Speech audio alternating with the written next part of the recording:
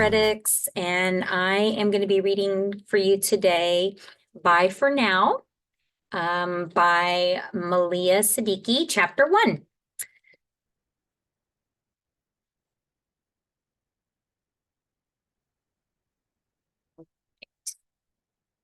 Chapter 1 is titled Shahir.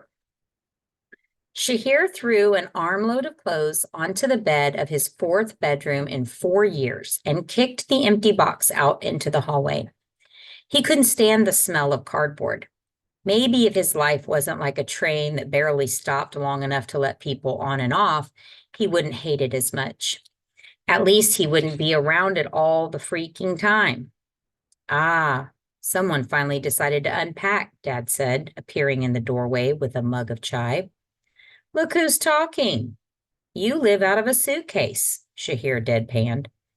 Not anymore. I hung up my clothes, Dad said proudly, on real hangers. Shahir rolled his eyes. He didn't see the point in setting up his room, and it wasn't like he had a lot of stuff anyway. None of them did.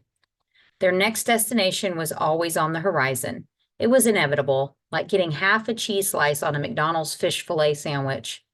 Their time in every city ended with them saying goodbye, and this spot in Northern Virginia would be the next. Shahir knew they were only going to be here temporarily, no matter what lies Dad fed him about this being it. As if. Shahir might believe it if Dad and Dada slept on real beds instead of mattresses, put up curtains for once, and didn't eat off disposable plates all the time. Dad sipped his chai and peered at Shahir over the mug's rim. You excited for school tomorrow? Shahir gave Dad a what do you think look. After years of hopping around from school to school, he'd learned it was easier to hold back and roll with the punches. He almost forgot what it was like to put his feelings into words. Shahir let his silence do all the talking now. Do me a favor, sport, Dad said. Please try to get involved this time. Make friends. Join a club. Go to Majid. The Majid? When was the last time Shahir had set foot in one? Did this have something to do with how he'd thrown a fit the whole month of Ramadan? Shahir technically would have fasted more than the 7 days his dad and grandfather had managed to crank out of him. But it wasn't like Dad prayed 5 times a day or anything. In fact, Shahir was pretty sure he didn't even attend his Friday prayers regularly. If Dad wanted him to do things, then he should try doing them himself first. Instead, Dad spent all his energy chasing the next shiny hospital job like it was a pot of gold at the end of a rainbow. Shahir had no clue what Dad got out of it. What do you say? Dad asked, continuing the one-way conversation. Shahir brushed past him to the kitchen of the 3-bedroom apartment. Sure, whatever, said Shahir. He pretended to search for a snack, but the only thing he could find was leftover salad that came with the gyros they had had for lunch. It was all soggy, but Dada refused to throw anything away unless it had gone beyond bad. Well, someone had to eat it, and Shahir didn't feel like going back to the room that would never be his or give Dad the chance to keep talking to him. Took up the plate of salad, grabbed a disposable fork, and flopped down on Dada's favorite armchair in the living room, near where his grandfather was making dua. Shahir chewed up a limp piece of lettuce as he waited for his grandfather to finish praying. When Dada finally looked up from his splayed hands, Shahir asked him, What do you ask for so hard? Dada looked so long making dua that sometimes Shahir had to poke him to make sure he was still alive. Oh, you know, he said wistfully. Dada sounded younger than 64. He was like a sturdy, uncracked beam that could still hold up the whole house. Jana for Daddy, health, a full head of hair. Hey, we're supposed to believe in miracles, he exclaimed when Shahir smirked. We'll see who gets the last laugh when, God willing, you get to my age. Shahir smoothed back his hair fondly. It had grown out longer than it had ever been and started curling at the nape of his neck and falling into his eyes. His hair was the only thing about his appearance he liked, and the thought of it falling out made him feel faint. Way to scare him, Abba, Dad piped up. He was sitting with his legs crossed against the wall, dividing the kitchen from the living room. That wall, Shahir thought, was a waste of space. It could be taken out and replaced with an island so that the place looked more open. This apartment was nicer than some of the others they'd lived in, but it didn't get the property brothers' seal of approval. Shahir had no clue what open concept or clean lines meant until a few years ago when they were stuck inside the house for months during a global pandemic. At one point, Dad stayed at the hospital for a whole month to care for patients in the ER and to avoid bringing the virus home, especially since Dada was high risk. That was when Dada morphed into a devout HGTV watcher to distract himself from worrying about Dad.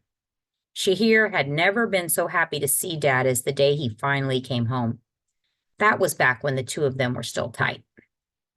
Shahir didn't get Dada's interior design obsession at first, but when he started joining him out of sheer boredom, he suddenly started noticing how subtle transformations lit up people's faces, how the way a house changed to suit a particular family's needs suddenly made it a home.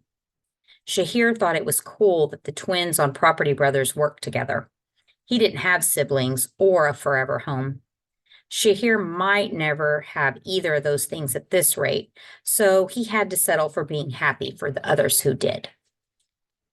"What are you eating?" Dada asked, peering at Shahir's plate. "The day's special," said Shahir, thrusting a piece of tomato into his mouth. "Why didn't you tell me you were hungry?" Dad said. "I would have ordered us a pizza." No, we've eaten out way too much in the last few days. It's time I made us a real dinner," Dada said. "Jawad, did you unpack the masala jars?" "You did the groceries yesterday, right?" "Great. Here, give me this."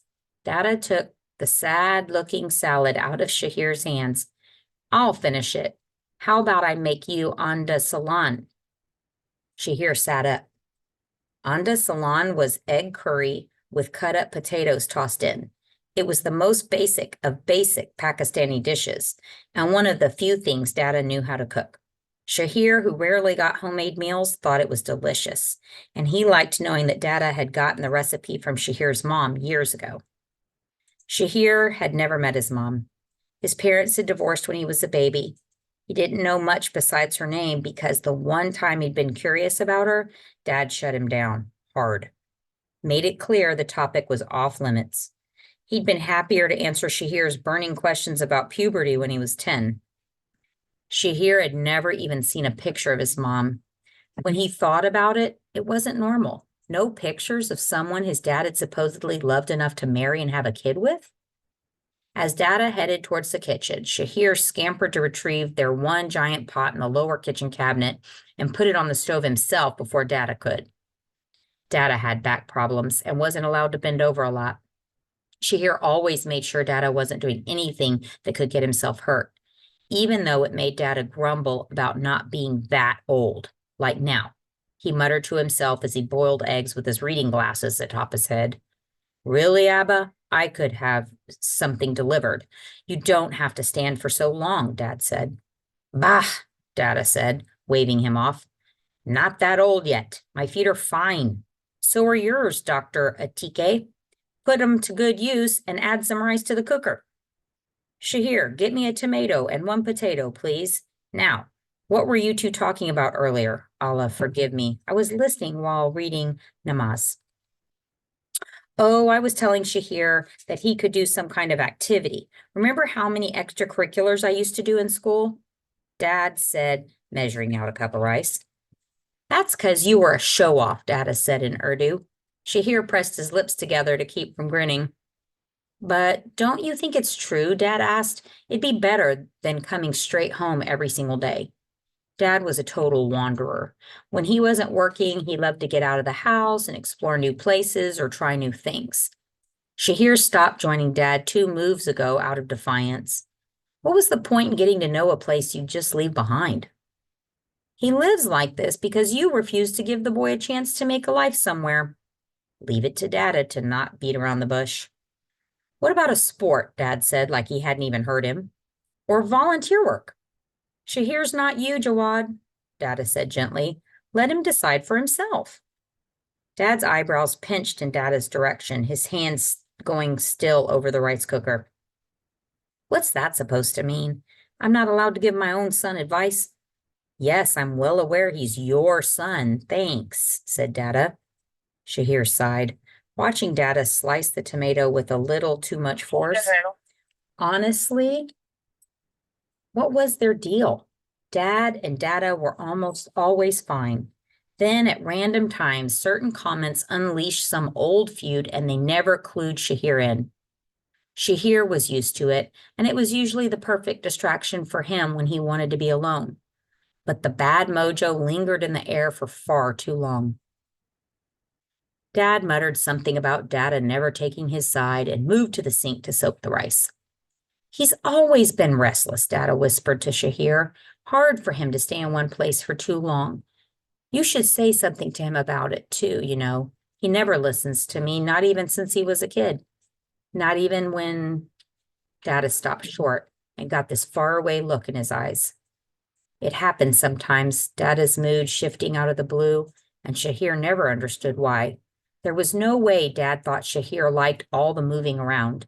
If he couldn't see something so obvious, then what was the point in even telling him? Anyway, Dada continued as he cut the potato into squares, it's not a bad idea. Maybe a recreational activity is what you need. Shahir's forehead crinkled. Not saying you have to, but give it some thought.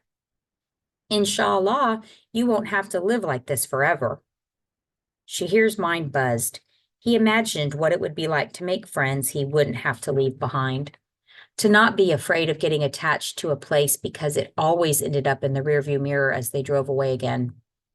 The longing squeezed his heart, but Shahir knew his options. Face disappointment or don't bother to care. Shahir didn't bother. He was over it. It's chapter 1. Bye for now.